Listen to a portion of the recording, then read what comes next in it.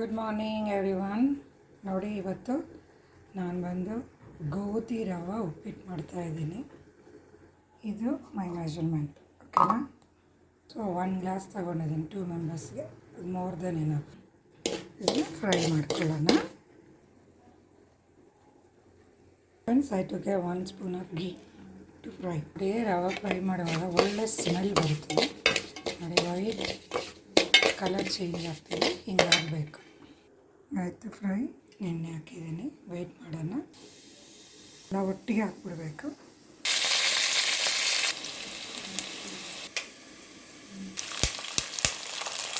ಅದು ಹಾಕಿ ಸೆಪರೇಟ್ ಆಗಿ ಸ್ವಲ್ಪ ಬಾಯ್ಲ್ ಮಾಡೋಣ.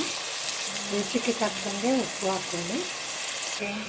ಬಾಯ್ಲಿಂಗ್ ಸ್ವೀಟ್ ಪೊಟ್ಯಾಟೊ ಟೆಕ್ನಿಕ್ಸ್ ಎಲ್ಲ ಆರಕ್ಕೆ ಹೇಳ್ಕೊಳ್ಳಲ್ಲ. ಜಸ್ಟ್ 2-3 ಸೆಕೆಂಡ್ಸ್ ಇಟ್ಟರೆ ಸಾಕು, ಬಾಯ್ಲ್ ಆಗುತ್ತೆ. ನೋಡಿ, ಆಮೇಲೆ ಹಿಂಗೆ ಮಾಡಿ. ನೋಡಿ, ಬಾಯ್ಲ್ ಆಯ್ತಲ್ವ?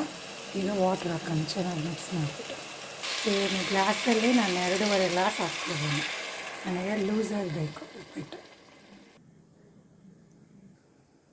ಬಾಯ್ಲ್ ಆಗ್ತಿದೆ. ಇನ್ನು 2-3 ಸೆಕೆಂಡ್ಸಲ್ಲಿ ನಾನು ರವೆ ಹಾಕ್ಬಿಡ್ತೀನಿ. ಸ್ನೇಹಿತರೆ, ರವೆ ಹಾಕಿದೆ. ಸ್ವಲ್ಪ ಹೊತ್ತು ವೆಯ್ಟ್ ಮಾಡೋಣ. Almost uppittu is ready. Friends, my daughter will going to taste. ನನ್ನ ಮಗಳು ಟೇಸ್ಟ್ ಮಾಡ್ತಾಳೆ. ಹೇಗಿದೆ? ಚೆನ್ನಾಗಿದೆ. ಓಕೆ. ಸೊ ಈ ಥರ ರೆಸಿಪೀಸ್ಗೋಸ್ಕರ ನೀವು ನಮಗೆ ಡಿ ಮಾಡ್ಬೋದು. ಸೊ ಎಲ್ಲರೂ ಈಗ ಡಯಟ್ ಅಂತೇಳಿ ಸರಿಯಾಗಿ ಊಟ ಮಾಡ್ತಿಲ್ಲ. ಸೊ ನಾನು ನಿಮಗೆ ಈಸಿ ವೇ ಕುಕ್ಕಿಂಗ್ ಮಾಡ್ಕೊಳ್ಳೋದು ಹೇಗೆ ಅಂತ ನಾನು ಹೇಳ್ಕೊಡ್ತೀನಿ. ಡಿ ಎಮ್ ಮಾಡಿ. Bye friends. Thank you. Aruna here.